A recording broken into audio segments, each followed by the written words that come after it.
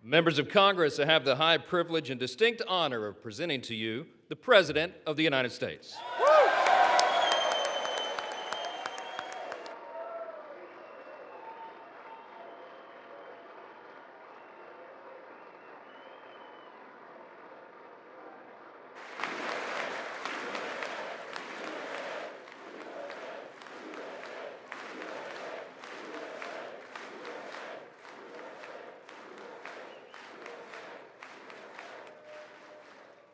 Well, thank you very much, everybody. It's really an honor. Speaker Johnson, Vice President Vance, First Lady of the United States,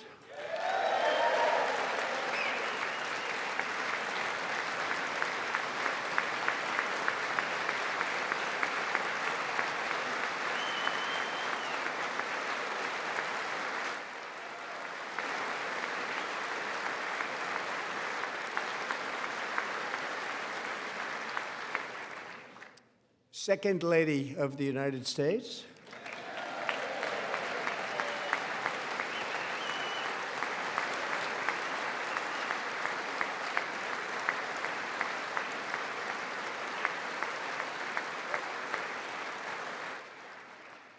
members of Congress, and my fellow Americans.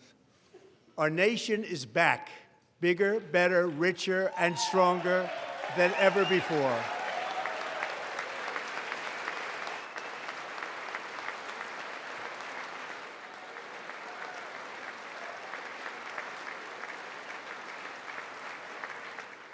Less than 5 months from now, our country will celebrate an epic milestone in American history, the 250th anniversary of our glorious American independence. This July 4th, we will mark 2.5 centuries of liberty and triumph, progress and freedom in the most incredible and exceptional nation ever to exist on the face of the earth. And you've seen nothing yet. We're going to do better and better and better. This is the golden age of America.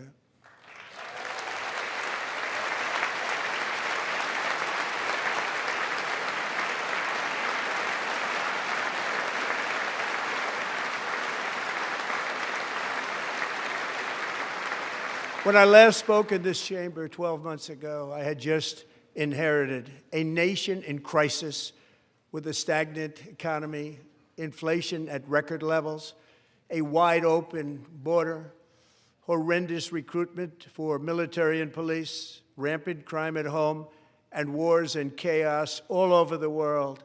But tonight, after just 1 year, I can say with dignity and pride that we have achieved a transformation like no one has ever seen before, and a turnaround for the ages. It is indeed a turnaround for the ages.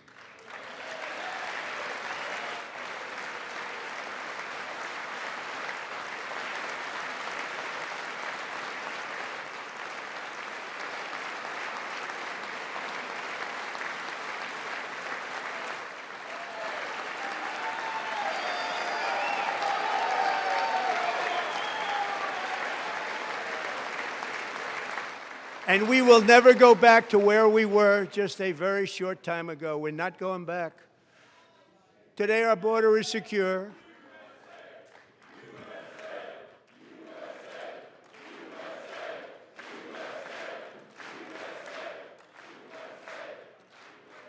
Thank you. Today, our border is secure. Our spirit is restored. Inflation is plummeting. Incomes are rising fast. The roaring economy is roaring like never before, and our enemies are scared, our military and police are stacked, and America is respected again, perhaps like never before.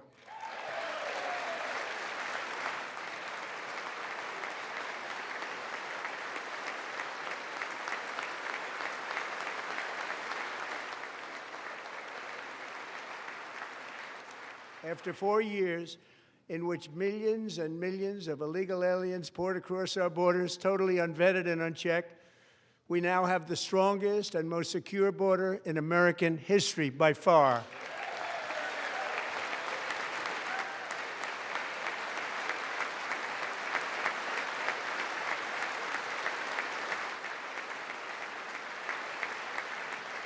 In the past 9 months, 0 illegal aliens have been admitted to the United States.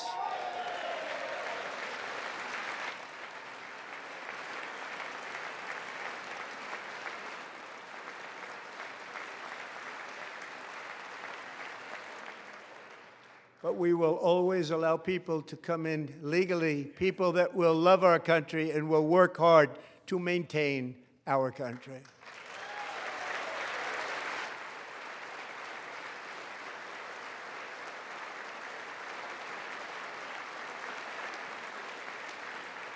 The flow of deadly fentanyl across our border is down by a record 56% in 1 year.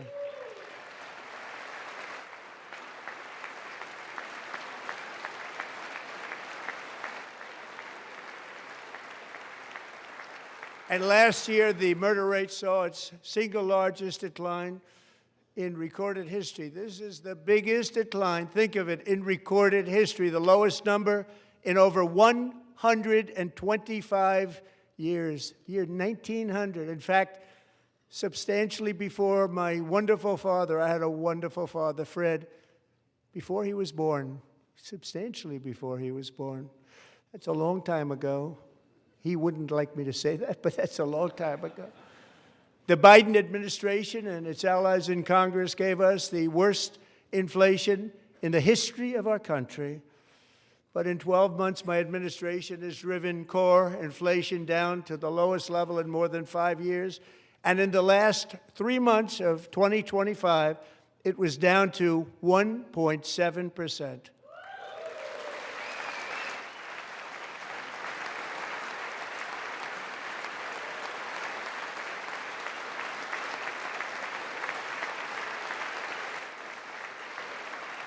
Gasoline, which reached a peak of over $6 a gallon in some states under my predecessor, it was quite honestly a disaster, is now below $2.30 a gallon in most states, and in some places, $1.99 a gallon. And when I visited the great state of Iowa just a few weeks ago, I even saw $1.85 a gallon for gasoline.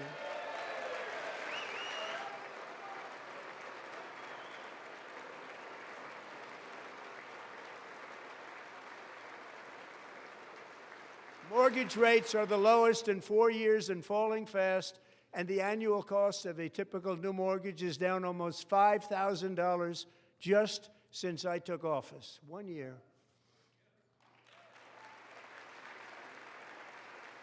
And low interest rates will solve the Biden-created housing problem while at the same time protecting the values of those people who already own a house that really feel rich for the first time in their lives. We want to protect those values. We want to keep those values up. We're going to do both. And we are going to keep it that way. The stock market has set 53 all-time record highs since the election. Think of that, 1 year. Boosting pensions, 401ks, and retirement accounts for the millions and millions of Americans. They're all gaining. Everybody's up, way up.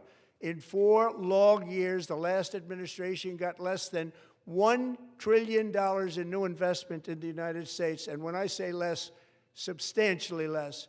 In 12 months, I secured commitments for more than $18 trillion pouring in from all over the globe.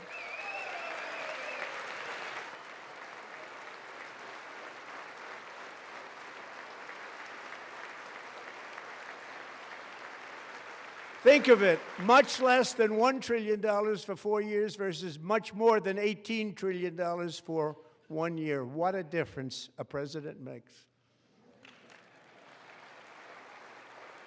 A short time ago, we were a dead country. Now we are the hottest country anywhere in the world, the hottest.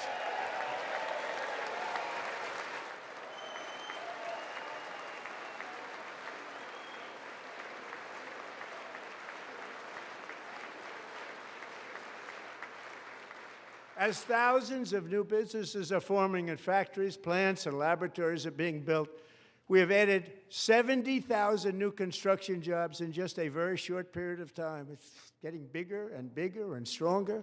Nobody can believe what they're watching. American oil production is up by more than 600,000 barrels a day, and we just received from our new friend and partner, Venezuela, more than 80 million barrels of oil.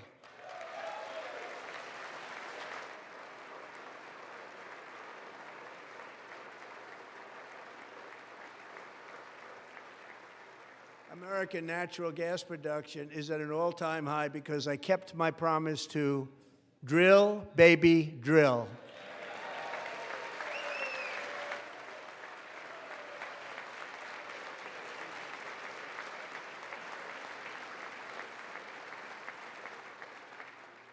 More Americans are working today than at any time in the history of our country. Think about that. Any time in the history of our country, more working today. And 100% of all jobs created under my administration have been in the private sector.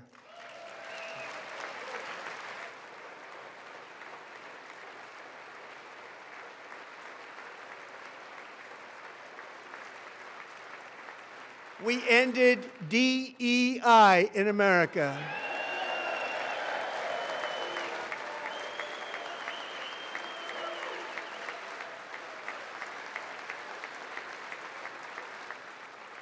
We cut a record number of job-killing regulations, and in 1 year we have lifted 2.4 million Americans, a record, off of food stamps.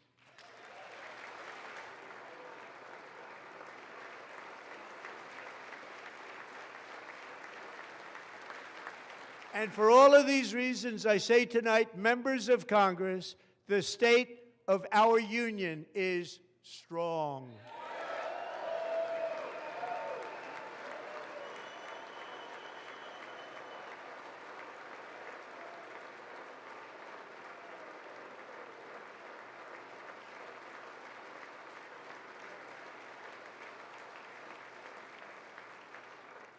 Our country is winning again. In fact, we're winning so much that we really don't know what to do about it. People are asking me, please, please, please, Mr. President, we're winning too much. We can't take it anymore. We're not used to winning in our country. Until you came along, we're just always losing, but now we're winning too much. And I say, no, no, no, you're going to win again. You're going to win big. You're going to win bigger than ever. And to prove that point, here with us tonight is a group of winners who just made the entire nation proud. The men's gold medal Olympic hockey team. Come on in.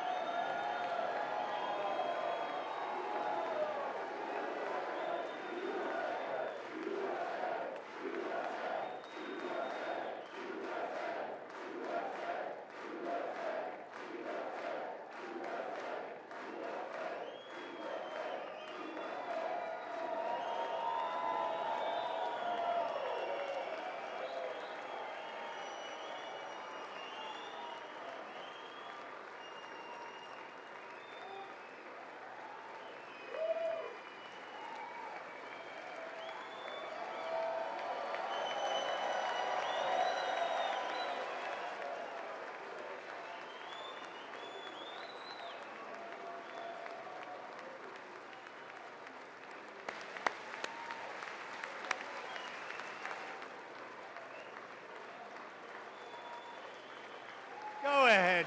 They do.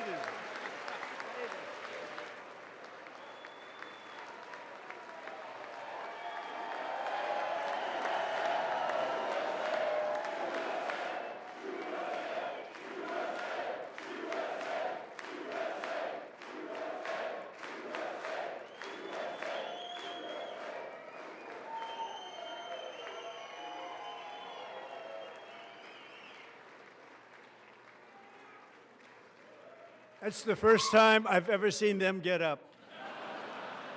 And actually, not all of them did get up. But they beat a fantastic Canadian team in overtime, as everybody saw, as did the American women who will soon be coming to the White House.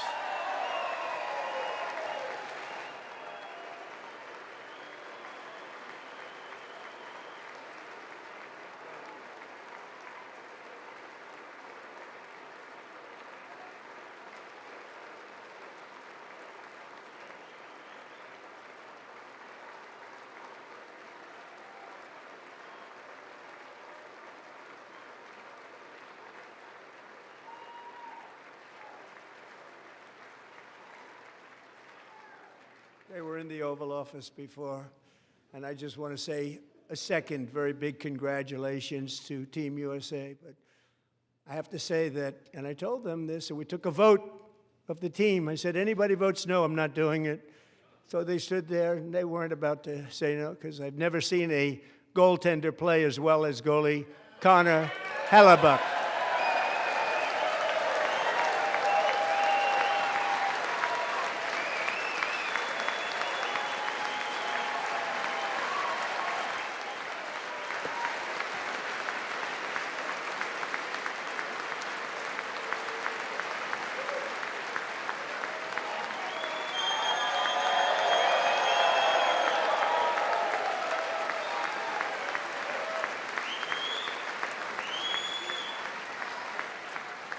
Think of it, 46 shots on goal, and I asked him, the one shot, the one where you put your stick in the back and it hit the neck of your stick and bounced off, do you practice that, or was that a little lucky?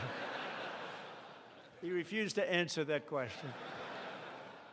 But I just want to tell you that the members of this great hockey squad will be very happy to hear, based on their vote and my vote, and in this case my vote was more important, that I will soon be presenting Connor with our highest civilian honor, which we will be given and which has been given to many athletes over the years. But when I say many, not too many, like 12, it's called the highest civilian honor in our country, the Presidential Medal of Freedom.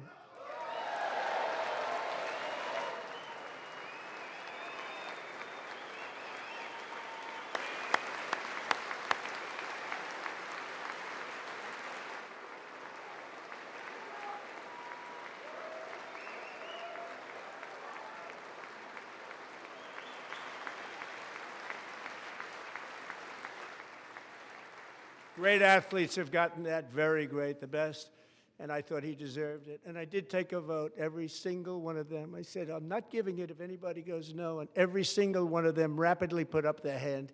So I want to thank you all. What a special job you did. What special champions you are. Thank you very much.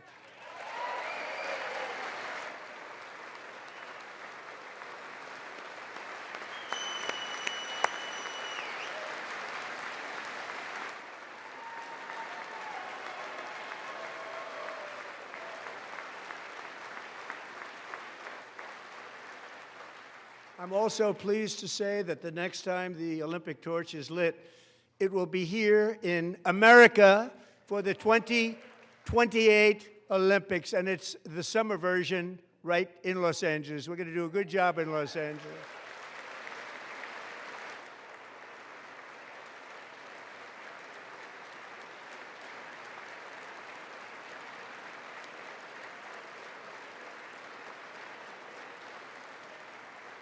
And Los Angeles is going to be safe, just like Washington, D.C. is now one of the safest cities in the country.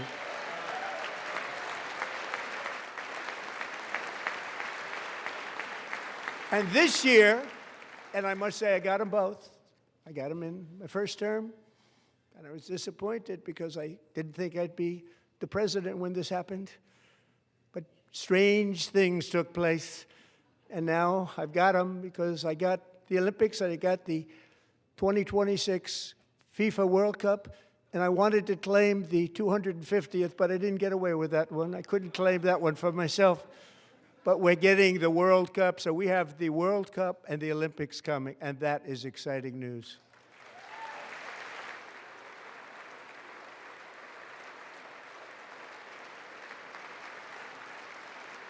So this will be a year to celebrate our country and the heroes who have kept it free. Men like Buddy Taggart.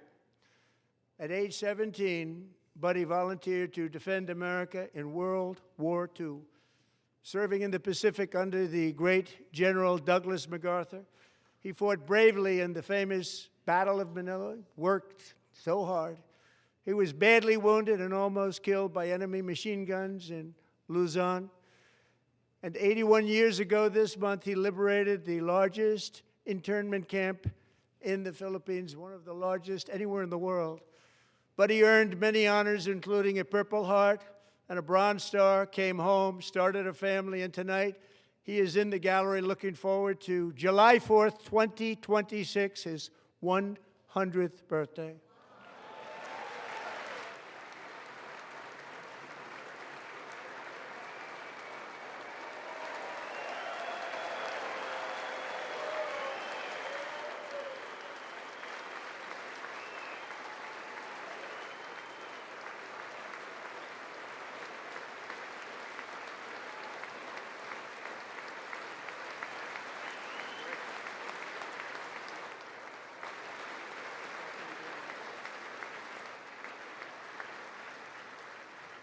So, buddy, you're a brave man, and we salute you.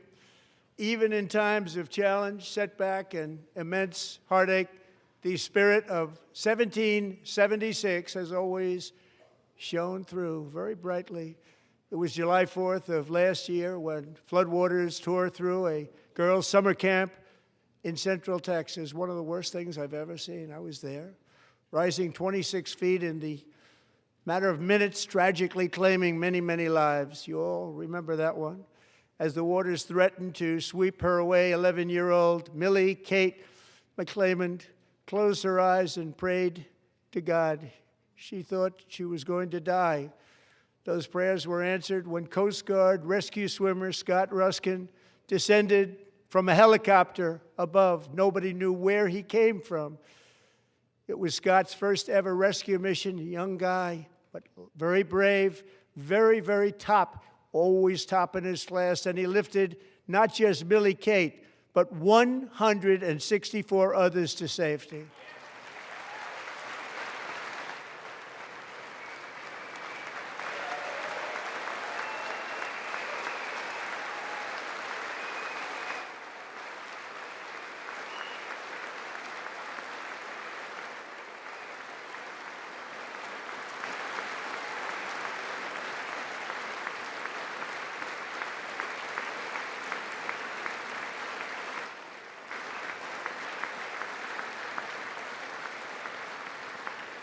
People watched Scott from a distance, and they couldn't believe what they were seeing. The winds were blowing, the rain was pouring, everything was going, and that rapid water, nobody's ever seen anything like it. They said, wow, that's something.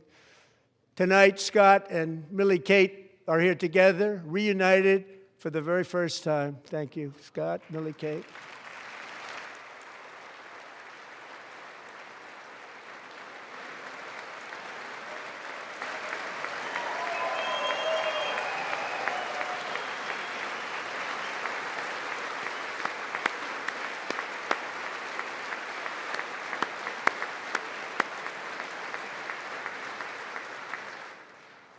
And Petty Officer Ruskin, I'm pleased to inform you that I am now awarding you the Legion of Merit for extraordinary heroism, which is what it was, extraordinary heroism. Thank you.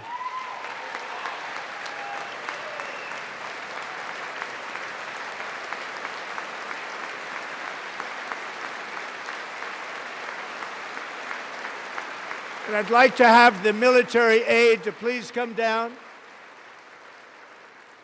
and take care of the service. Military aide, thank you very much. Take care of that very important service. Thank you very much. From 1776 to today, every generation of Americans has stepped forward to defend life, liberty, and the pursuit of happiness. And they're really doing it for the next generation. But now it's our turn. Together we're building a nation where every child has the chance to reach higher and go further, where government answers to the people, not the powerful, and where the interests of hardworking American citizens are always our first and ultimate concern. That is the debt we owe to the heroes who came before us, and that is the promise we must keep to America for our 250th year. Last year, I urged this Congress to begin the mission by passing the largest tax cuts in American history, and our Republican majorities delivered so beautifully. Thank you, Republicans.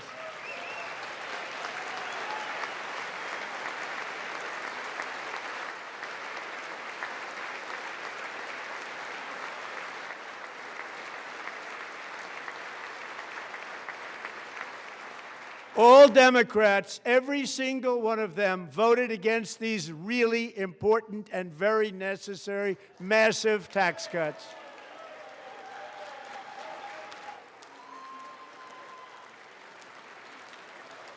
They wanted large-scale tax increases to hurt the people instead. But we held strong, and with the great, big, beautiful bill, we gave you no tax on tips, no tax on overtime, and no tax on Social Security for our great seniors.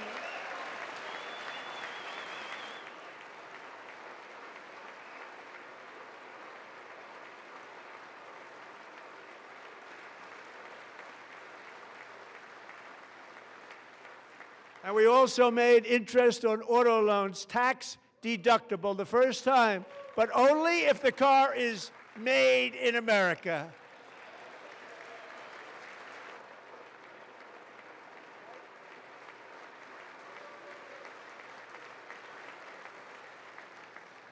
Recently in Pennsylvania, I met Megan Hemhauser, a devoted mom who's homeschools her children, beautiful, 2 children, during the day while waiting tables at night as her husband works overtime operating very heavy equipment.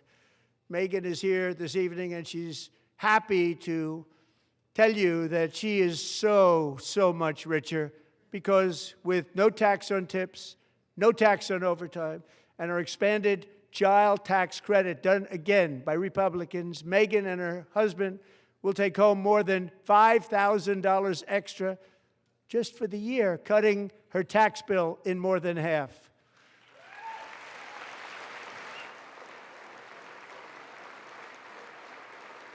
Megan, please stand up. We're fighting for you, Megan. Thank you, Megan. Thank you, Megan. We're fighting for you, Megan. Under our bill, parents like Megan can also activate their children's brand new Trump accounts. And I didn't name it.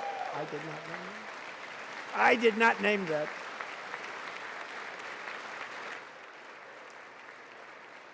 Nobody believes me, but I did not name it. It was named by a very tall man sitting right there in the third row. Nice man, a good man.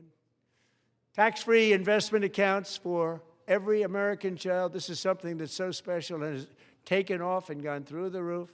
Millions will be pre-funded courtesy of the U.S. Treasury and private individuals like Michael and Susan Dell, who have donated $6.25 billion to fund the Trump accounts for 25 million American children. They're great people.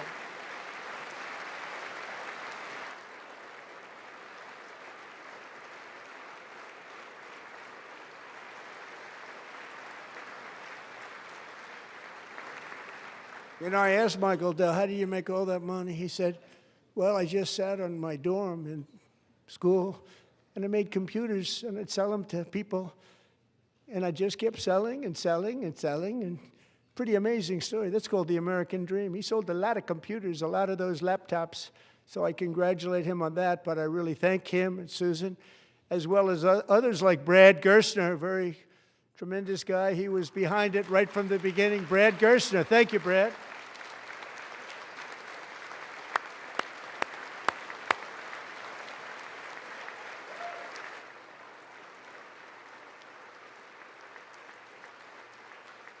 So with modest additional contributions, these young people's accounts could grow to over $100,000 or more by the time they turn 18. Think of it, how much money is that for somebody that started with nothing? Over $100,000, could be much more than that. To make this investment in our children's future, go to trumpaccounts.gov, trumpaccounts.gov. And a lot of people are doing it. It's setting every record in the book. It's popular. They knew what it was going to take. I'm so proud of them. I'm so proud of the people that got it started. And now it's just taken off. One of the primary reasons for our country's stunning economic turnaround, the biggest in history, where the Dow Jones broke 50,000 4 years ahead of schedule, and the S&P hit 7,000, where it wasn't supposed to do it for many years, were tariffs. I used these tariffs, took in hundreds of billions of dollars to make great deals for our country, both economically and on a national security basis. Everything was working well. Countries that were ripping us off for decades are now paying us hundreds of billions of dollars. They were ripping us so badly, you all know that. Everybody knows it. Even the Democrats know it. They just don't want to say it.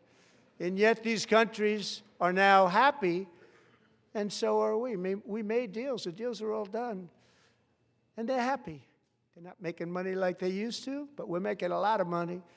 There was no inflation, tremendous growth. And the big story was how Donald Trump called the economy correctly, and 22 Nobel Prize winners in economics didn't. They got it totally wrong. They got it really wrong. And then just 4 days ago, an unfortunate ruling from the United States Supreme Court. It just came down. It came down. Very unfortunate ruling.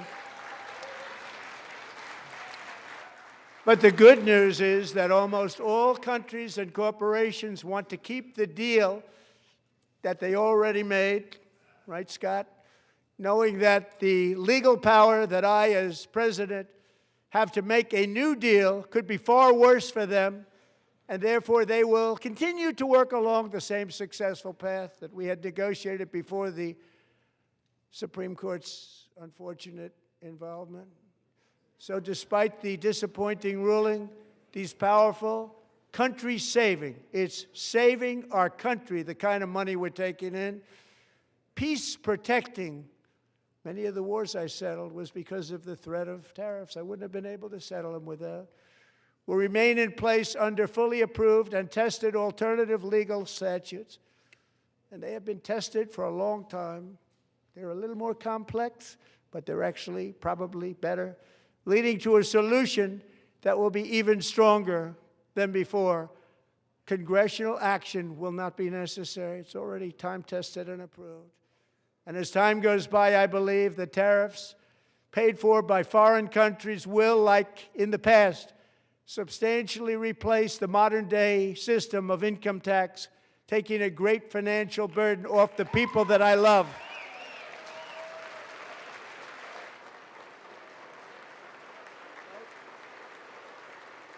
Right?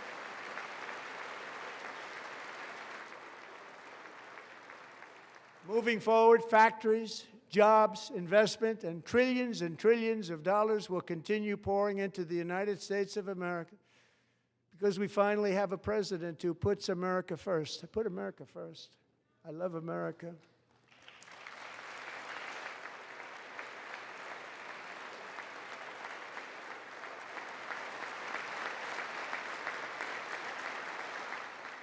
For decades before I came along, we had the exact opposite. From trade to health care, from energy to immigration, everything was stolen and rigged in order to drain the wealth out of the productive, hardworking people who make our country great, who make our country run. Under Biden and his corrupt partners in Congress and beyond, it reached a breaking point with the Green New scam, open borders for everyone. They poured in by the millions and millions from prisons, from mental institutions. They were murderers, 11,888 murders. They came into our country. You allowed that to happen. And record-setting inflation that cost the typical family $34,000 in just a speck of time. Now the same people in this chamber who voted for those disasters suddenly use the word affordability, a word. They just used it. Somebody gave it to them, knowing full well that they caused and created the increased prices that all of our citizens had to endure. You caused that problem. You caused that problem.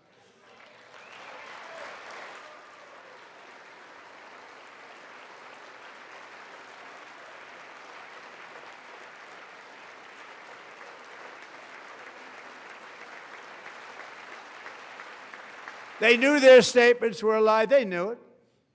They knew their statements were a dirty, rotten lie. Their policies created the high prices Our policies are rapidly ending them. We are doing really well. Those prices are plummeting downward.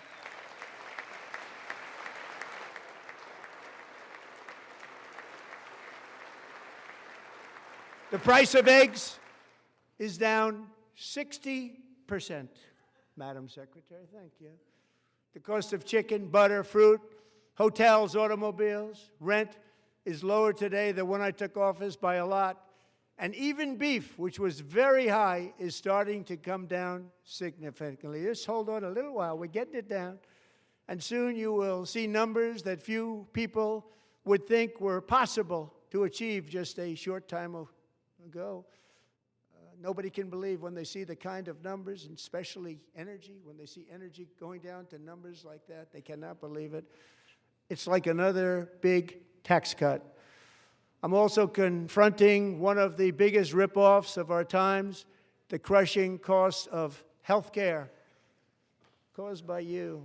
Since the passage of the Unaffordable Care Act, sometimes referred to as Obamacare, big insurance companies have gotten rich. It was meant for the insurance companies, not for the people. With our government giving them hundreds and hundreds of billions of dollars a year as their stock prices soared 1,000, 1,200, 1,400, and even 1,700%, like nothing else. That's why I introduced the great health care plan. I want to stop all payments to big insurance companies and instead give that money directly to the people so they can buy their own health care, which will be better health care at a much lower cost.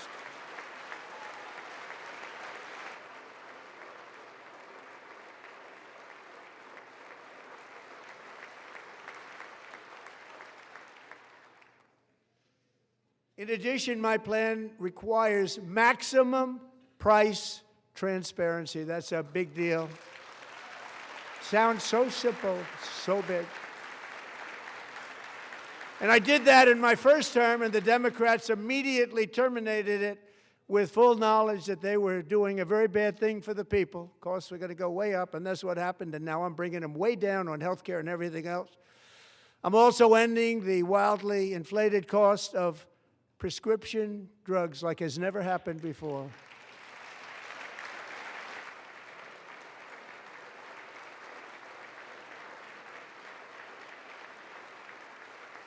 Other presidents tried to do it, but they never could. They tried. Most didn't try, actually. But they tried. They said they tried. They couldn't do it. They didn't even come close. They were all talk and no action, but I got it done. Under my just enacted most favored nation agreements, Americans who have for decades paid by far the highest prices of any nation anywhere in the world for prescription drugs will now pay the lowest price anywhere in the world for drugs. Anywhere, the lowest price.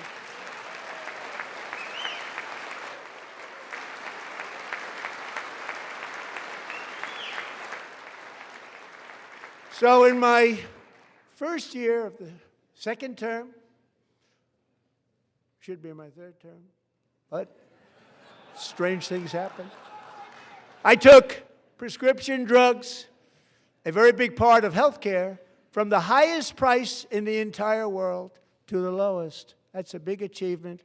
The result is price differences of 300, 400, 500, 600% and more, all available right now at a new website called TrumpRx.gov. And I didn't name that one either, by the way.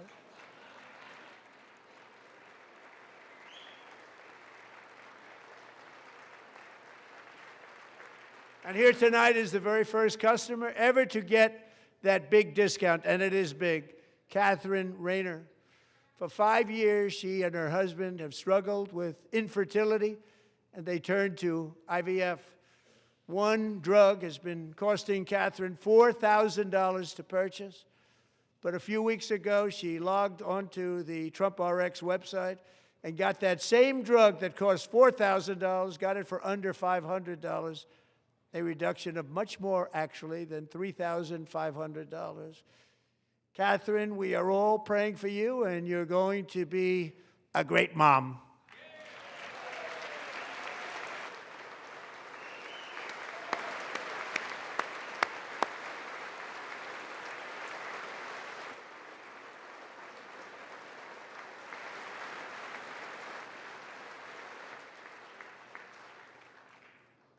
So now I'm calling on Congress to codify my most favored nation program into law. Now, the one thing, I'm not sure it matters because it's going to be very hard for somebody that comes along after me to say, let's raise drug prices by 700 or 800%. But John and Mike, if you don't mind, codify it anyway. They may do it. Codify it anyway. Thank you. Many Americans are also concerned that energy demand from AI data centers could unfairly drive up their electric utility bills. Tonight, I'm pleased to announce that I have negotiated the new Ratepayer Protection Pledge. You know what that is? We're telling the major tech companies that they have the obligation to provide for their own power needs. They can build their own power plants as part of their factory so that no one's prices will go up. And in many cases, prices of electricity will go down for the community and very substantially down. This is a unique strategy never used in this country before. We have an old grid. It could never handle the kind of numbers, the amount of electricity that's needed. So I'm telling them they can build their own plant. They're going to produce their own electricity. It will ensure the company's ability to get electricity while at the same time lowering prices of electricity for you, and could be very substantial for all of you cities and towns. You're going to see some good things happen over the next number of years. Another pillar of the American dream that has been under attack is home ownership. With us tonight is Rachel Wiggins, a mom of two from Houston. She placed bids on 20 homes and lost all of those bids to gigantic investment firms that bypassed inspection, paid all cash, and turned those houses into rentals, stealing away her American dream. She was devastated.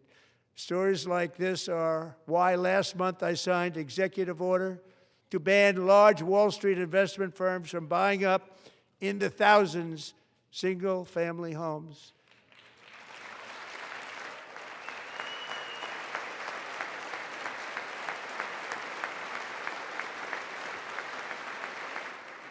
And now I'm asking Congress to make that ban permanent, because homes for people, really, that's what we want. We want homes for people, not for corporations. Corporations are doing just fine. Rachel, thank you very much. Good luck with your home. You'll get one soon.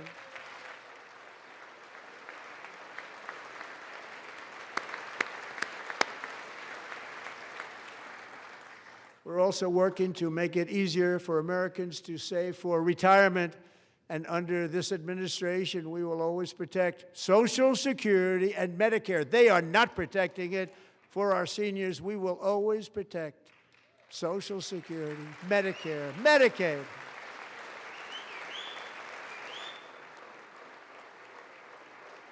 Since I took office, the typical 401k balance is up by at least $30,000.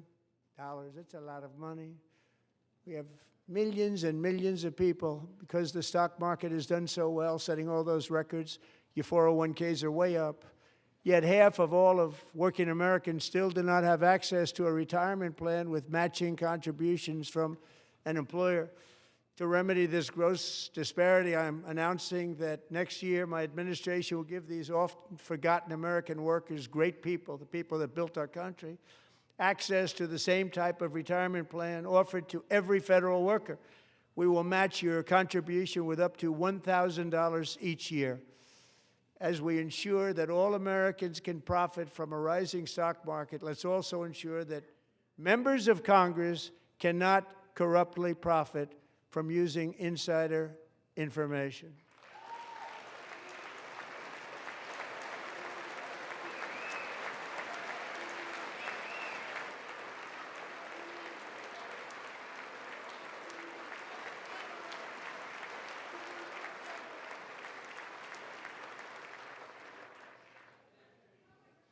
They stood up for that. I can't believe it. I can't believe it. Did Nancy Pelosi stand up if she's here? Doubt it. Pass the Stop Insider Trading Act without delay.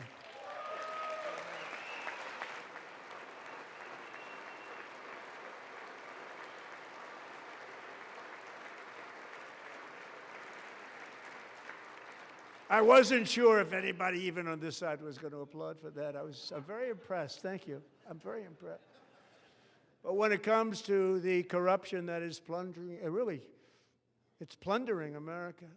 There's been no more stunning example than Minnesota, where members of the Somali community have pillaged an estimated $19 billion from the American taxpayer. Oh, we have all the information. And in actuality, the number is much higher than that. And California, Massachusetts, Maine, and many other states are even worse. This is the kind of corruption that shreds the fabric of a nation, and we are working on it like you wouldn't believe. So tonight, although started 4 months ago, I am officially announcing the war on fraud to be led by our great Vice President, J.D. Vance.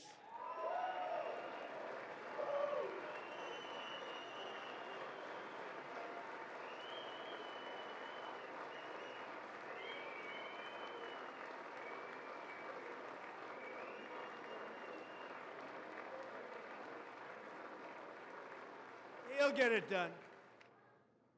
If we're able to find enough of that fraud, we will actually have a balanced budget overnight. It'll go very quickly.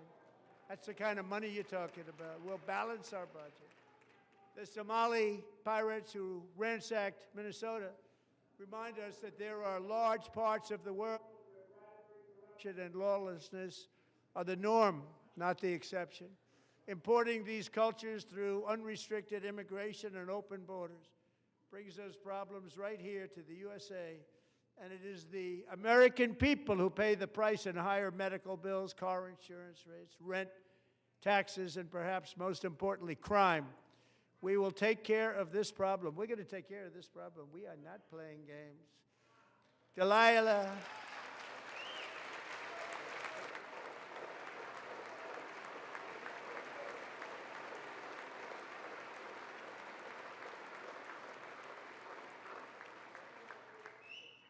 Delilah Coleman was only 5 years old in June 2024 when a 18-wheel tractor trailer plowed into her stopped car traveling at 60 miles an hour or more. The driver was an illegal alien let in by Joe Biden and given a commercial driver's license by open borders politicians in California. Doctors said Delilah would never be able to walk or talk, have a good life. She wouldn't even be able to eat again. But against all odds, she is now in the first grade learning to walk. And she's here this evening with her dad, Marcus, a fantastic man. Delilah, please, you are a great inspiration. Please stand up.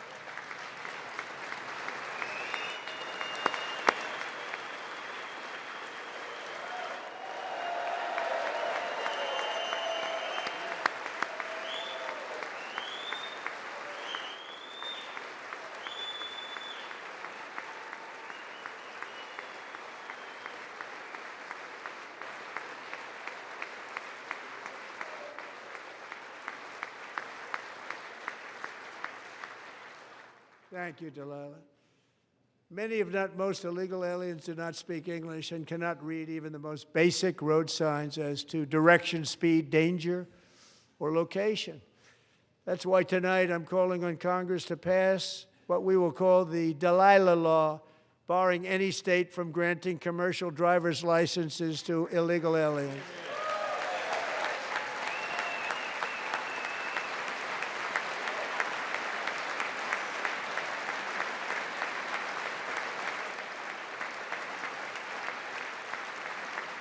And yesterday, as you probably saw at the White House, I hosted a ceremony with Americans who lost their treasured loved ones to the scourge of illegal immigration. People came into our country, how we allowed this to happen with our open borders. These are the angel moms and families that for decades our government betrayed and our media totally ignored. It was terrible.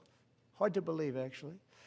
In 2023, a 16-year-old high school cheerleader named Elizabeth Medina was supposed to perform in her town's Christmas parade, but she never arrived. Her mother, Jacqueline, went home to look for her, and she found her lying dead in a bathtub, bleeding profusely after being stabbed 25 times. Lizbeth's killer was a previously arrested illegal alien who had broken in and brutally extinguished the brightest light in her family's life, violently and viciously.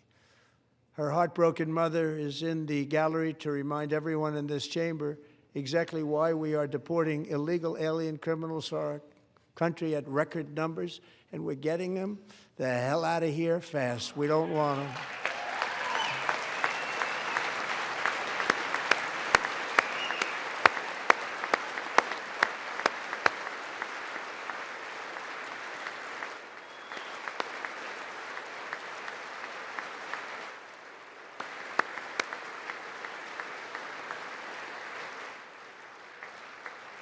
Thank you very much, Jacqueline. Thank you. We can never forget that many in this room not only allowed the border invasion to happen before I got involved, but indeed they would do it all over again if they ever had the chance. If they ever got elected, they would open up those borders to some of the worst criminals anywhere in the world. The only thing standing between Americans and a wide open border right now is President Donald J. Trump and our great Republican patriots in Congress. Thank you. Thank you.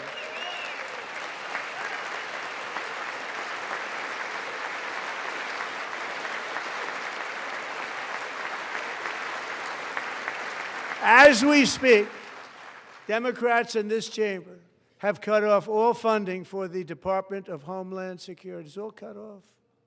It's all cut off. They have instituted another Democrat shutdown, the first one costing us 2 points on GDP. 2 points we lost on GDP, which probably made them quite happy, actually. Now they have closed the agency responsible for protecting Americans from terrorists and murderers. Tonight I'm demanding the full and immediate restoration of all funding for the border security, homeland security of the United States, and also for helping people clean up their snow. We have no money because of the Democrats, and it would be nice. We'd love to give you a hand at cleaning it up, but you gave no money. Nobody's getting paid. It's a shame. So you have to think about it. We have, in case you didn't know, a pretty large snowstorm out there. One of the great things about the State of the Union is how it gives Americans the chance to see clearly what their representatives really believe. So tonight I'm inviting every legislator to join with my administration in reaffirming a fundamental principle. If you agree with this statement, then stand up and show your support. The first duty of the American government is to protect American citizens, not illegal aliens.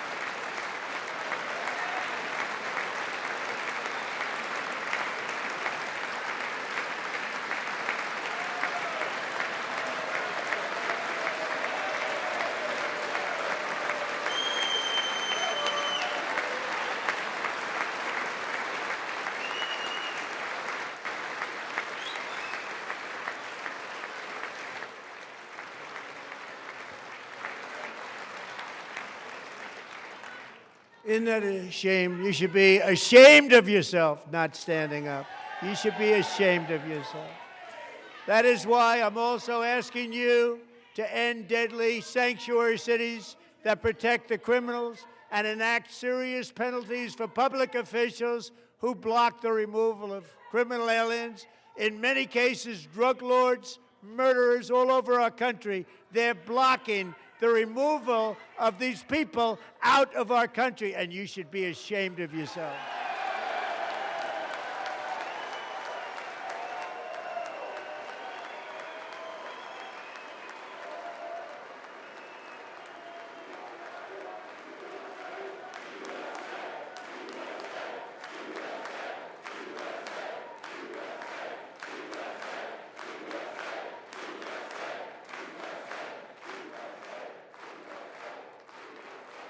And perhaps most importantly, I'm asking you to approve the Save America Act.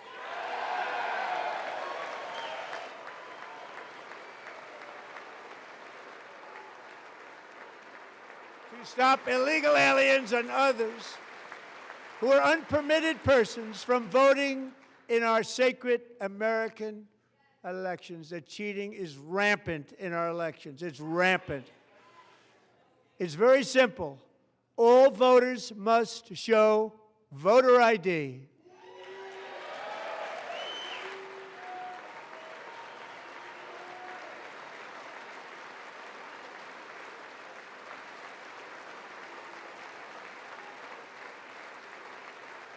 All voters must show proof of citizenship in order to vote.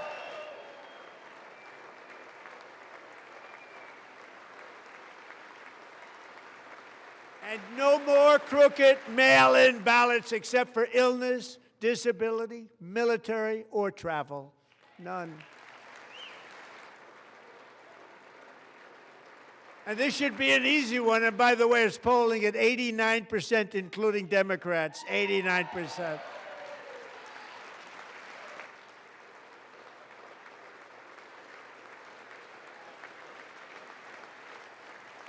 And even the new communist mayor of New York City, I think he's a nice guy, actually. Speak to him a lot. Bad policy, but nice guy. Just said they want people to shovel snow. They got hit hard. Wants them to shovel snow, but if you apply for that job, you need to show 2 original forms of ID and a Social Security card. Yet they don't want identification for the greatest privilege of them all, voting in America. No, it's no good. No good. Both Republicans and Democrats overwhelmingly agree on the policy that we just enunciated. And Congress should unite and enact this common sense, country-saving legislation right now, and it should be before anything else happens.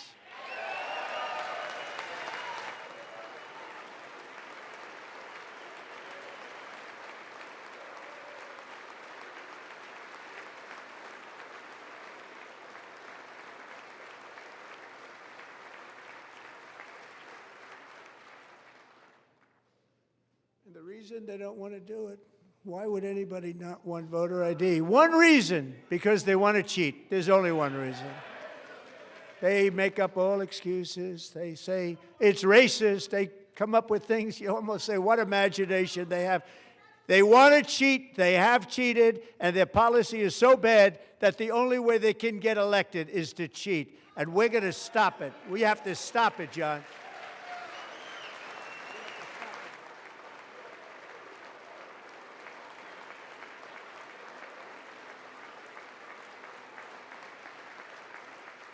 And here is one more opportunity to show common sense in government. In the gallery tonight are Sage Blair and her mother, Michelle. In 2021, Sage was 14 when school officials in Virginia sought to socially transition her to a new gender, treating her as a boy and hiding it from her parents. Hard to believe, isn't it? Before long, a confused Sage ran away from home after she was found in a horrific situation in Maryland A left-wing judge refused to return Sage to her parents because they did not immediately state that their daughter was their son. Sage was thrown into an all-boys state home and suffered terribly for a long time. But today, all of that is behind them because Sage is a proud and wonderful young woman with a full-ride scholarship to Liberty University. Sage and Michelle, please stand up.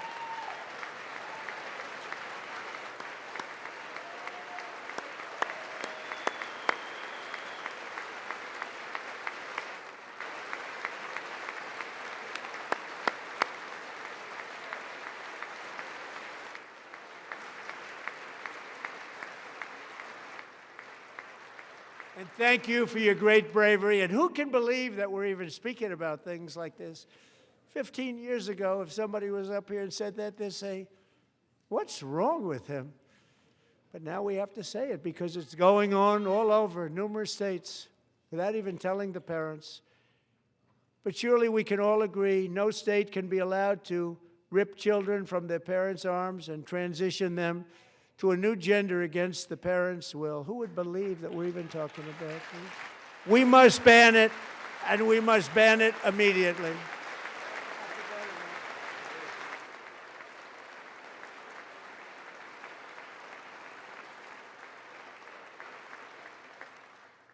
Look, nobody stands up. These people are crazy, I'm telling you.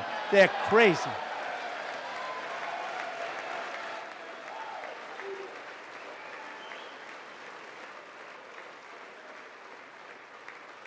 Amazing. Incredible. Boy, oh boy. We're lucky we have a country. With people like this, Democrats are destroying our country, but we've stopped it just in the nick of time, didn't we? Huh?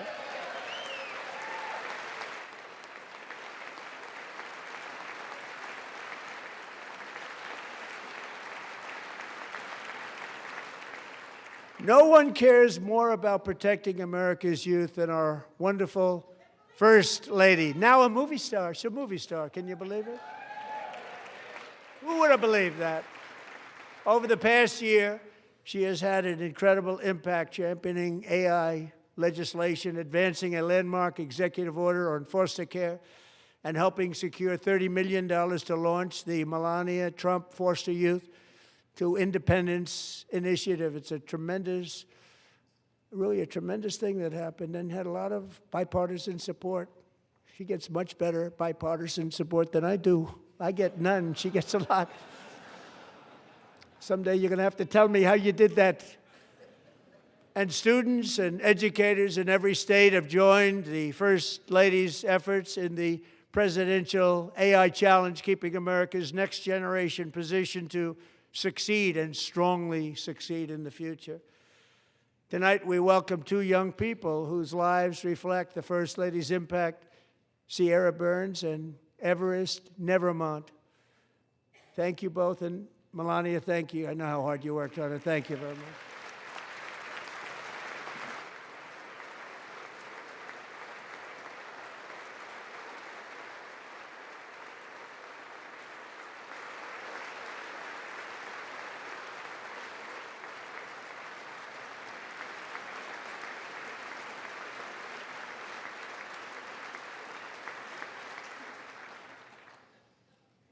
I'm very proud to say that during my time in office, both the first 4 years and in particular this last year, there has been a tremendous renewal in religion, faith, Christianity, and belief in God.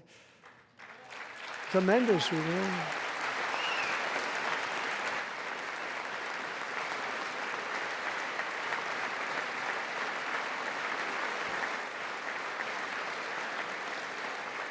This is especially true among young people, and a big part of that had to do with my great friend, Charlie Kirk, a great guy, great man.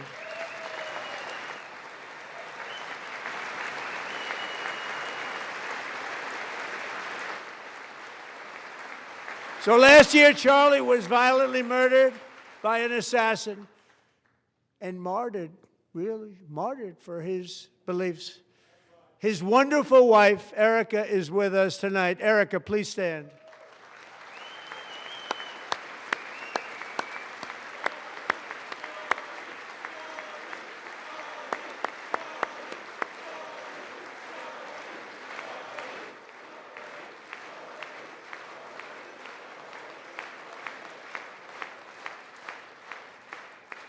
Thank you, Erica. Been through a lot. In Charlie's memory, we must all come together to reaffirm that America is one nation under God, and we must totally reject political violence of any kind.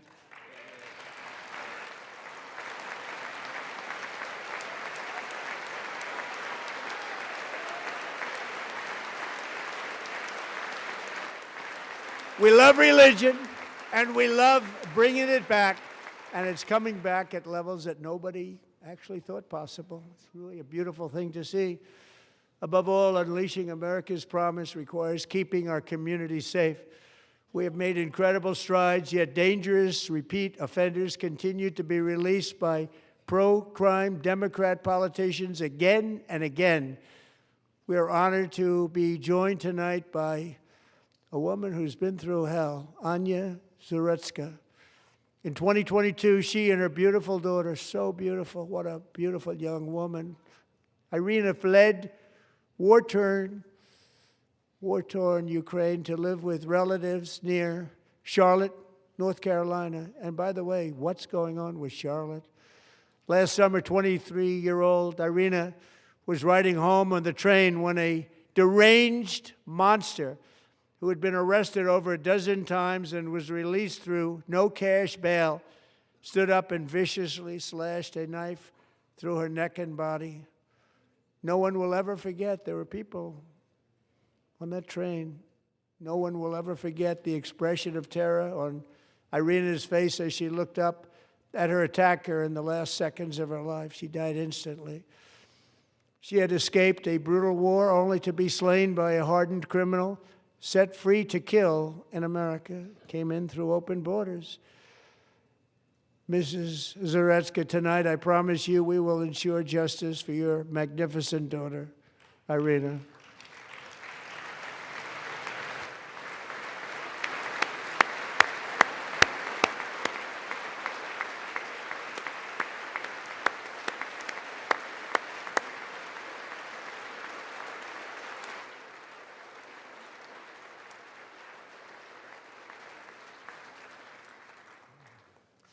How do you not stand? How do you not stand?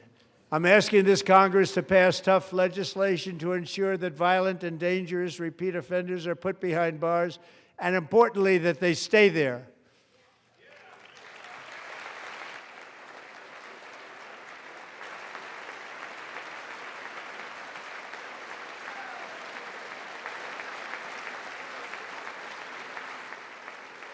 Starting last summer, I deployed our National Guard and federal law enforcement to restore law and order to our most dangerous cities, including Memphis, Tennessee, big success, New Orleans, Louisiana, big success, and our nation's capital itself, Washington, D.C., where we have almost no crime anymore in Washington, D.C. How did that happen?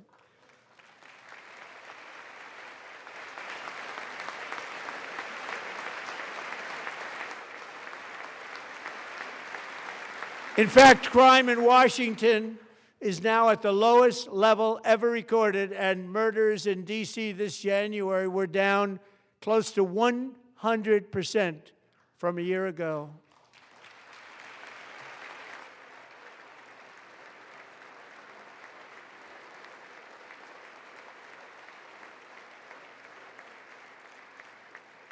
They don't like to hear that. One of the brave service members who helped achieve this stunning turnaround was 20-year-old West Virginia Army National Guard Specialist Sarah Beckstrom. After a 4-month deployment, she voluntarily extended her service, and her rank was going to be lifted. She was doing so well. They were so proud of her. But the very next day, she was on patrol near the White House when she was ambushed and shot in the head by a terrorist monster from Afghanistan. Shouldn't have been in our country. And all because she wore the uniform of our nation, she was shot. He traveled here because he didn't like people wearing our uniform. He was sick and deranged, shouldn't have been in our country. Sarah Beckstrom died in order to defend our capital, and we are honored to be joined by her wonderful parents, Gary and Evalie. Your daughter was a true American patriot, and she will be greatly missed. She was a great person. I saw reports on her. They've never seen anything like it.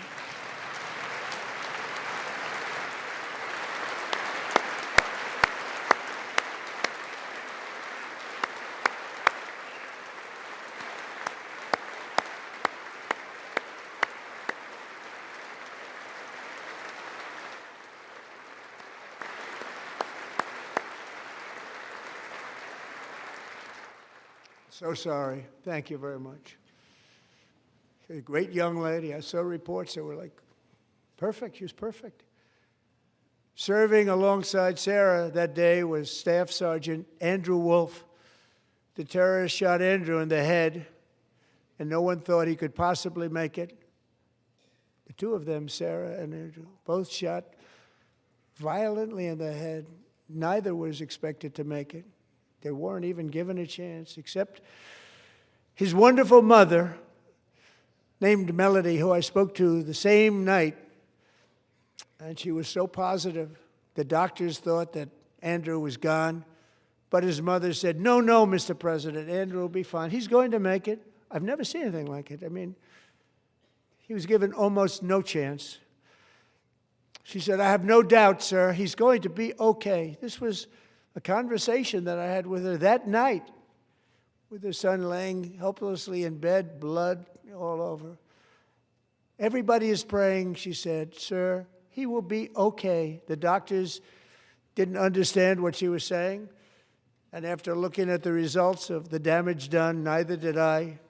She was so strong and conclusive that even Andrew's great father felt she didn't really understand the gravity of the situation. But she turned out to be right. Right, Melody? She turned out to be right.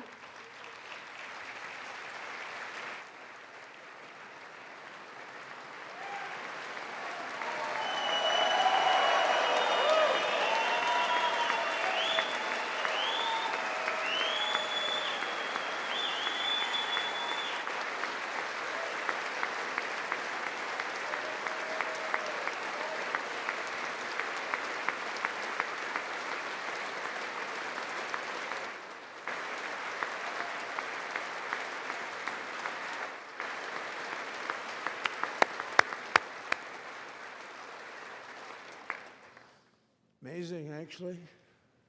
I said, where does this woman come from? She's the most positive person I've ever met. With God's help, Andrew has battled back from the edge of death, and we're talking about the edge of death, on his way to a miraculous recovery. He's got a little work to do, but he's doing great. Nice to see you. He's a good-looking guy. Nice to see you. Thanks, Andrew. Thank you very much.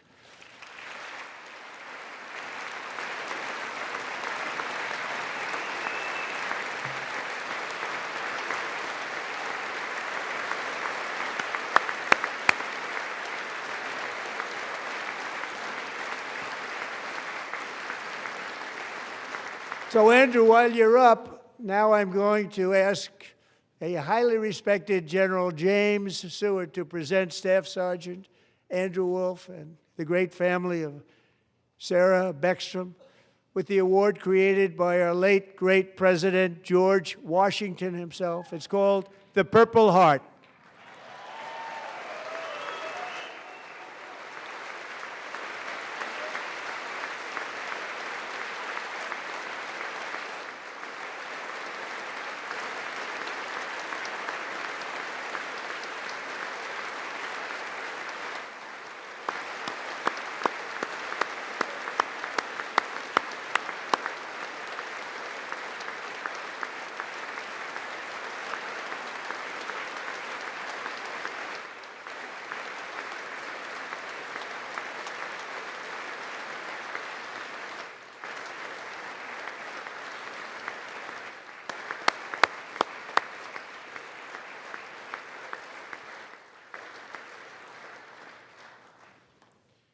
We love you all. Love you. We're proudly restoring safety for Americans at home, and we are also restoring security for Americans abroad. Our country has never been stronger. My first 10 months, I ended 8 wars, including Cambodia. Isn't it funny? Sick people. Cambodia and Thailand, Pakistan and India. Would have been a nuclear war. 35 million people said the Prime Minister of Pakistan would have died if it were not for my involvement. Kosovo and Serbia, Israel and Iran, Egypt and Ethiopia, Armenia and Azerbaijan, the Congo and Rwanda, and of course the war in Gaza, which proceeds at a very low level. It's just about there. And I want to thank Steve Witkoff and Jared Kushner for your help. Thank you, Steve. Thank you, Jared.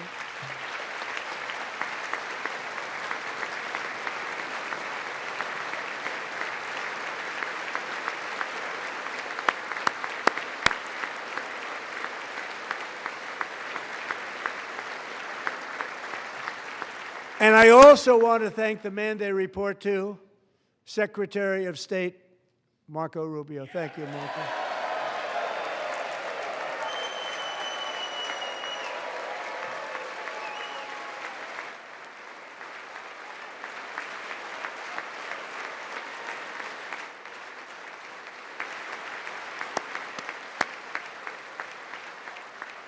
People like you. You know, Marco got 100% of the votes when he was in confirmation. I think our next one was about 54%. And some of the Democrats are now saying, I can't believe we approved that guy. And he said it's an honor that they feel that way, right, Marco? You have done a great job, great Secretary of State. I think he'll go down as the best ever.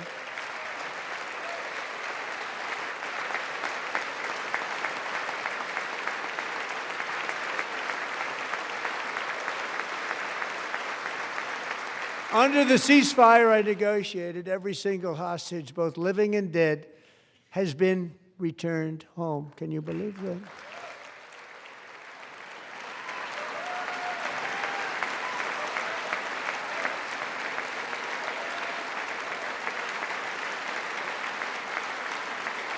Nobody thought it was possible. Nobody thought that was possible. Both living and dead. And those parents who had a dead son, their boy, they'd always tell me their boy, they wanted him as much as though he were living.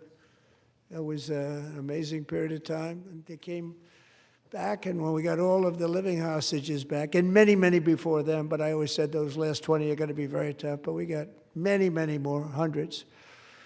But I said those last 20 are going to be tough. We got them back. But we only got back 14 or 15 of the dead of the 28. And believe it or not, Hamas worked along with Israel, and they dug and they dug and they dug. It's a tough thing to do, going through bodies all over, passing up 100 bodies sometimes for each one that they found. Tough job. And they finally got it back to 27. And then Steve and Jared, they got it back to 28. They found all 28. Nobody thought that was possible, but we did it. And I remember the family of the 28th. They were so grieved, but they were so happy as it's possible to be. They had their boy back. The mother said, "Sir, we have our boy back." What a period of time that was, but we got them all back. So thank you both very much. Great job.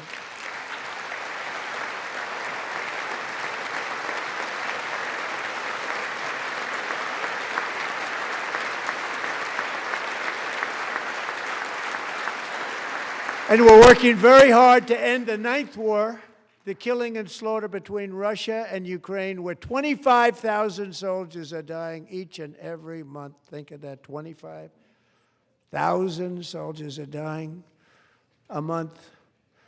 A war which would have never happened if I were president, would have never happened. As president, I will make peace wherever I can, but I will never hesitate to confront threats to America wherever we must. That's why in a breakthrough operation last June, the United States military obliterated Iran's nuclear weapons program with an attack on Iranian soil known as Operation Midnight Hammer.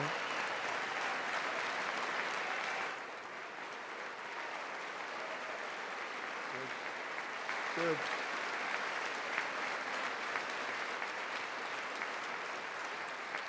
For decades, it had been the policy of the United States never to allow Iran to obtain a nuclear weapon. Many decades. Since they seized control of that proud nation 47 years ago, the regime and its murderous proxies have spread nothing but terrorism and death and hate.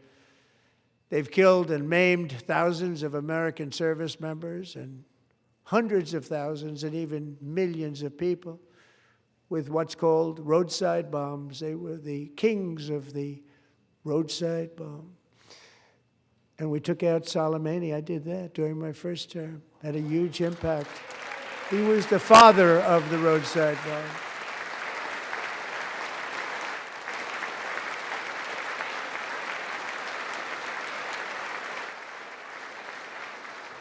And just over the last couple of months with the protests, they've killed at least, it looks like, 32,000 protests. 32,000 protesters in their own country.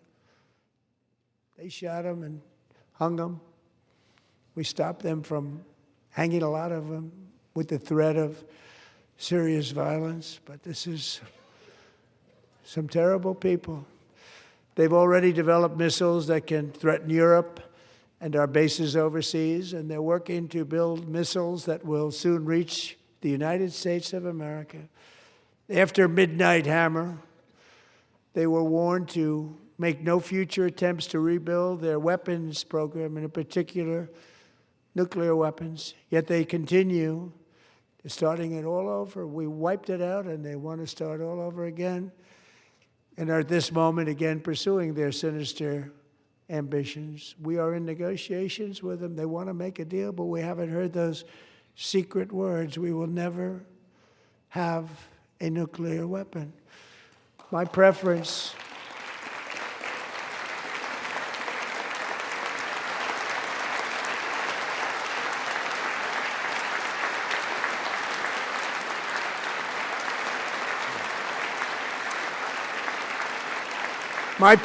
is to solve this problem through diplomacy. But one thing is certain, I will never allow the world's #1 sponsor of terror, which they are by far, to have a nuclear weapon. Can't let that happen.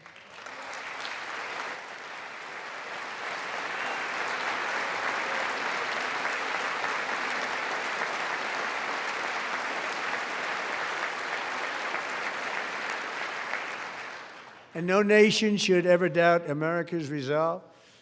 We have the most powerful military on earth. I rebuilt the military in my first term. We're going to continue to do so.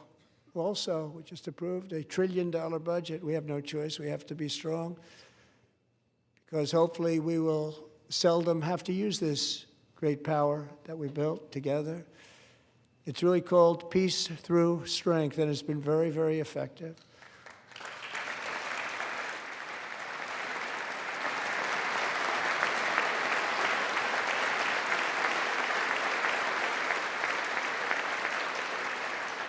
So thanks to Republicans in Congress, we're investing that record number of dollars, have no choice, in the United States Armed Forces.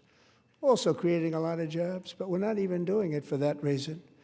Because as I said, we have more jobs, more people working today than ever before in the history of our country. And NATO countries are friends and allies. They are. They're our friends and they're our allies. Have just agreed, at my very strong request, to pay 5% of GDP for military defense rather than the 2%, which they weren't paying. We were paying for almost all of NATO.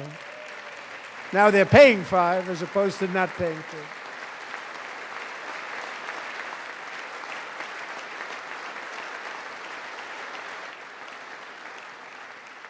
And getting that 5% was something which everyone said would never be done, could not happen. We got it really easily with one meeting. And big difference between 2% that's not paid. We were paying the freight of many of them. Very few were paid up. Now 5%, then they're paid. And everything we send over to Ukraine is sent through NATO, and they pay us in full. They pay us totally in full. Every branch of our armed forces is setting records for recruitment. This is so exciting. And every service member recently.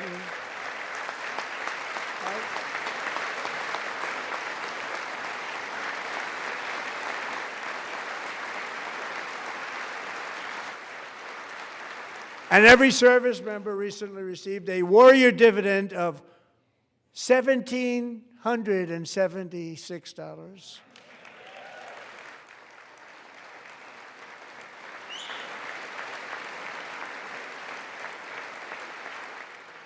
You know, they put it on my desk. We got the money from tariffs and other things, a lot of money we have. We have much more money than people understand.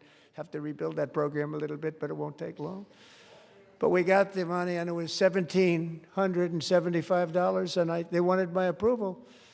And I said, what's the number? $1,775. I said, wait a minute. For one more dollar, we can have $1,776. It's going to I said, we're going to figure that. I never asked anybody if we could afford it. One more dollar, I said $1,776. And I said, that's good. And I'll tell you what, our military, that was 4 months ago, our military, I never see a person in the military that doesn't thank me for it, so we're honored to do it. They deserve it. And we call it 1776. It was great. And we love our military. We love our law enforcement. We love our firemen. You know, the firemen don't get mentioned enough. We love our firemen. We're also...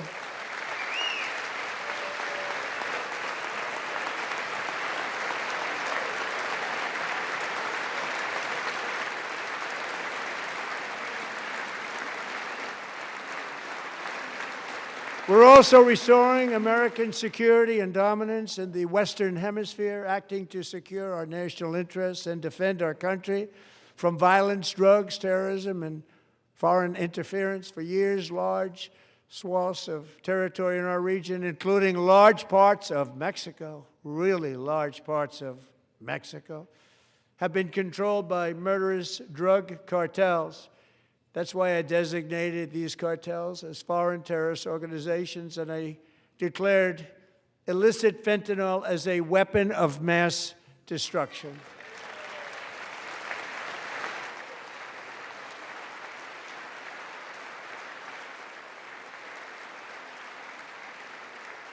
And with our new military campaign, we have stopped record amounts of drugs coming into our country and virtually stopped it completely coming in by water or sea. You probably noticed that. We very seriously damaged their fishing industry also. Nobody wants to go fishing anymore. We've also taken down one of the most sinister cartel kingpins of all. You saw that yesterday. In January,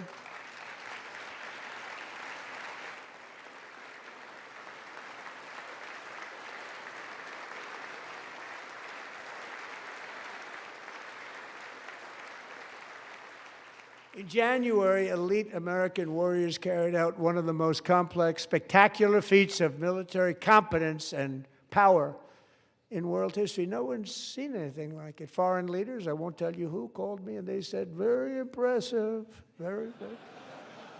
They couldn't believe, they all watched. They saw what happened. This is a different fighting force that we had years ago when we fought to tie. You know, it's a great fighting force. I'm so proud of it. Look at Space Force. Space Force is my baby, because we did that. My baby, it's becoming so important.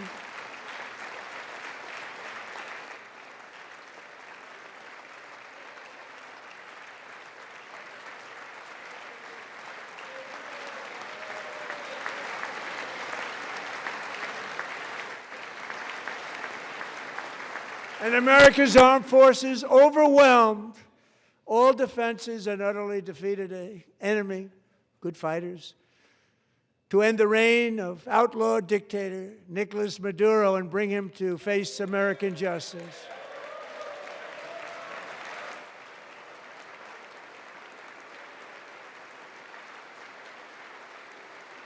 And this was an absolutely colossal victory for the security of the United States, and it also opens up a bright new beginning for the people of Venezuela. We're working closely with the new president of Venezuela, Delcy Rodriguez, to unleash extraordinary economic gains for both of our countries and to bring new hope to those who have suffered so terribly. They really did suffer. With us tonight is Alejandro Gonzalez. She grew up in a tight-knit Venezuelan family and was especially close to her beloved uncle Enrique. But after Enrique ran for office and opposed Maduro, he was kidnapped by Maduro's security forces and thrown into the regime's really infamous prison in Caracas. Alejandro feared she would never see her uncle again. She feared for her own life also. But since the raid, we have worked with the new leadership, and they have ordered the closure of that vile prison and released hundreds of political prisoners already, with more to come. Alejandro, I'm pleased to inform you that not only has your uncle been released, but he is here tonight. We brought him over to celebrate his freedom with you in person. Enrique, please come down.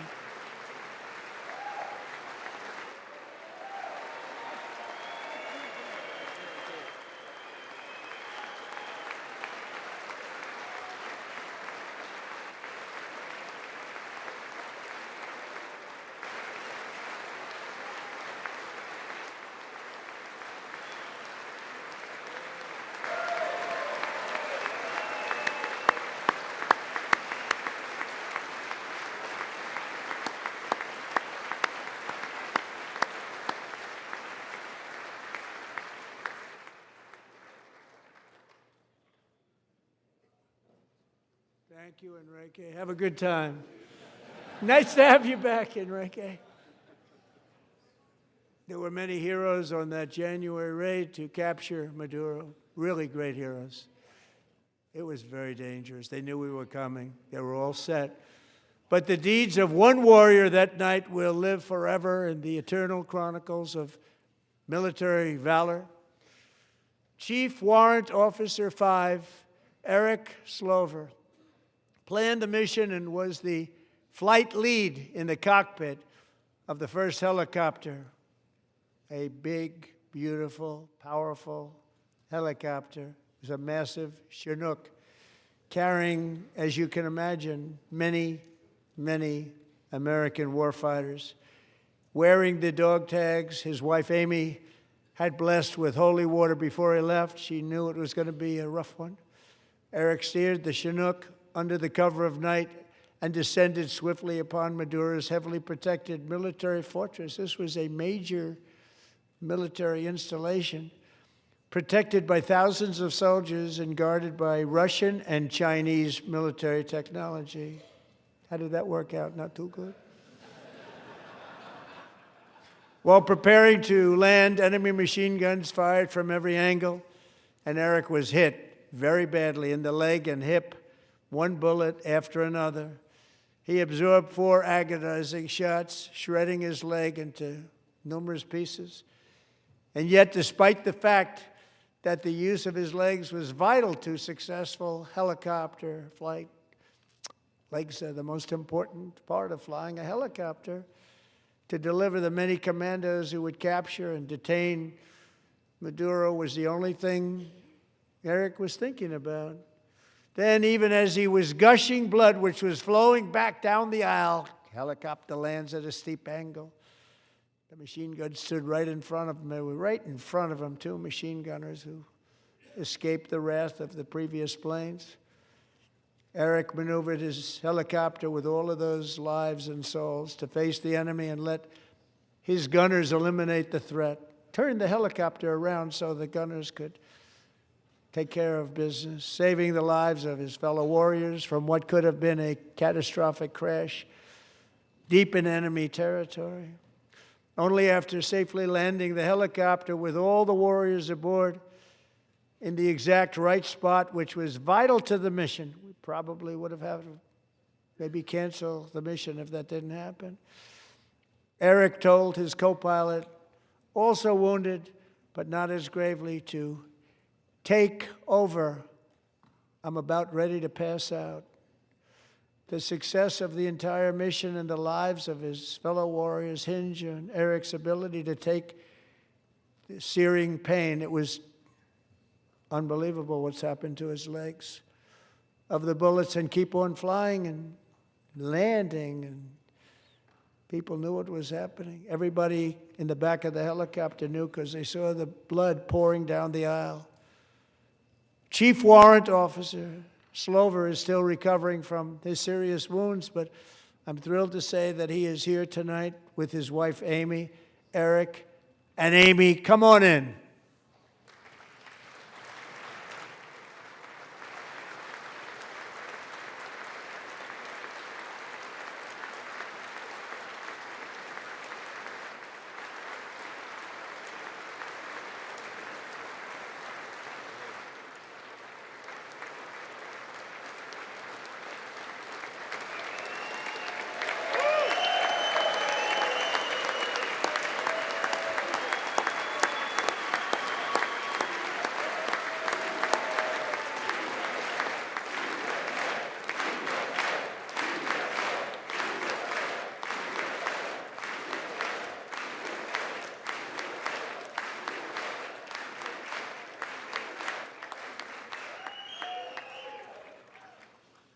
So we have a surprise for Eric and Amy. In recognition of Eric's actions above and beyond the call of duty, I would now like to ask General Jonathan Braga to present Chief Warrant Officer Slover with our nation's highest military award, the Congressional Medal of Honor.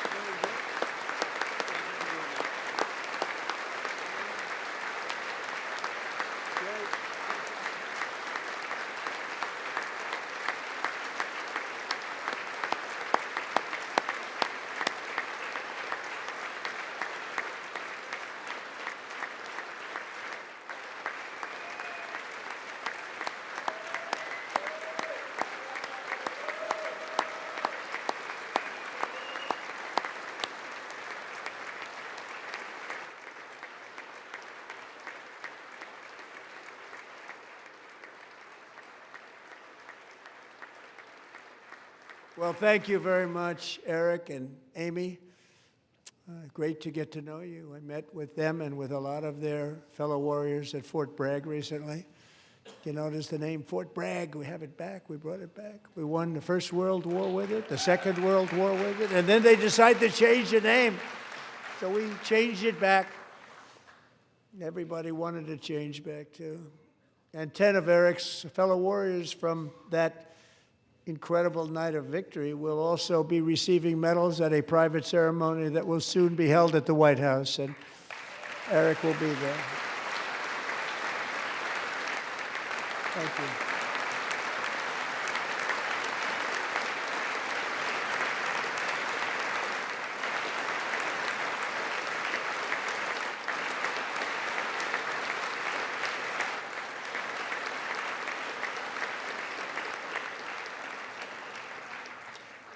Thank you, Eric.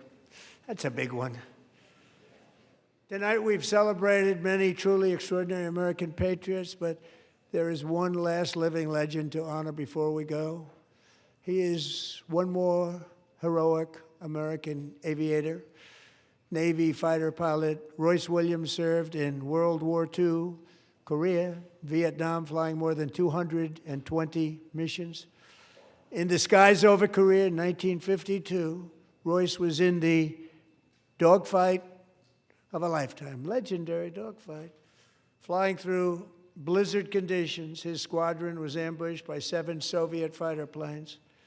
It was his first aerial combat of the war, and despite being massively outnumbered and outgunned, Royce led the takedown of 4 enemy jets and almost destroyed the others, vanquishing his adversaries while taking 263 bullets to his own plane and being seriously hurt. His story was secret for over 50 years. He didn't even want to tell his wife, but the legend grew and grew. But tonight, at 100 years old, this brave Navy captain is finally getting the recognition he deserves. He was a legend long before this evening. Royce, please stand up, and I will ask the First Lady of the United States to present Captain Royce Williams with his Congressional Medal of Honor.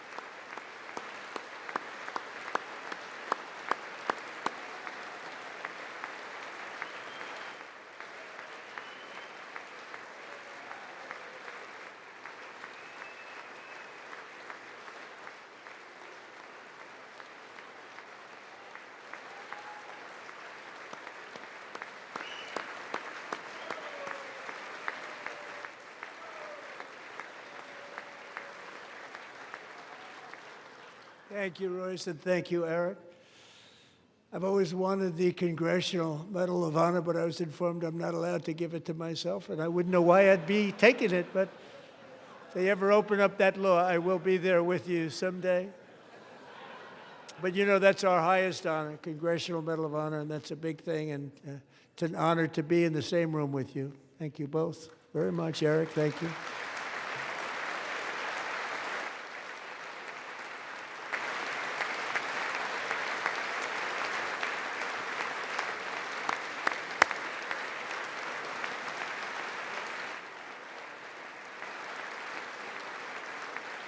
Thank you. 250 years is a long time in the life of a nation, but in another sense, it's really a mere moment in the eye of history. Two of the gentlemen we met in the gallery this evening took their first breaths 1 century ago, 100 years before that, on July 4th, 1826, the author of the Declaration of Independence, brilliant, Thomas Jefferson, drew his last breath. Just a single long human lifespan separates the giants who declared and won our independence from the heroes who stand among us tonight.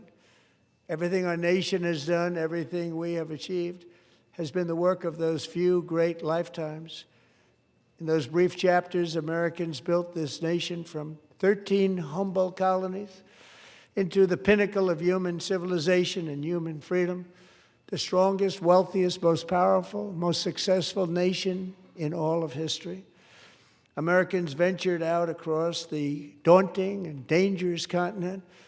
We carved paths through an unforgiving wilderness, settled a boundless frontier, and tamed the beautiful but very, very dangerous Wild West. From empty marshes and wide open plains, we raised up the world's greatest cities. Together, we mastered the world's mightiest industries and shattered history's monstrous tyrannies. And we liberated millions from the chains of fascism, communism, oppression, and terror. Americans lifted humanity into the skies on the wings of aluminum and steel, and then we launched mankind into the stars on rockets powered by sheer American will and unyielding American pride. We wired the globe with our ingenuity.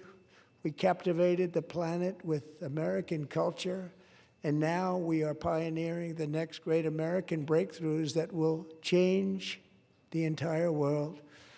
All of this and so much more is the enduring legacy, unmatched glory of the hardworking patriots who built and defended this country and who still carry the hopes and freedoms on all of humanity's backs. For years they were forgotten, betrayed, and cast aside.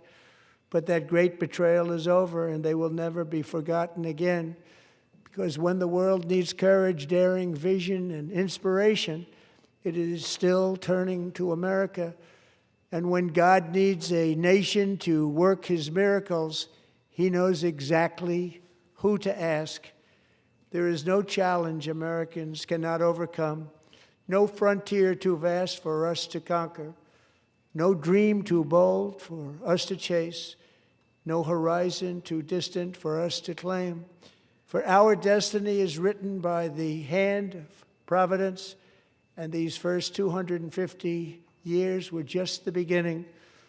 From the rugged border towns of Texas to the heartland villages of Michigan, from the sun-kissed shores of Florida to the endless fields of the Dakotas, and from the historic streets of Philadelphia to right here in our nation's capital, Washington, D.C., the golden age of America is upon us. The revolution that began in 1776 has not ended. It still continues because the flame of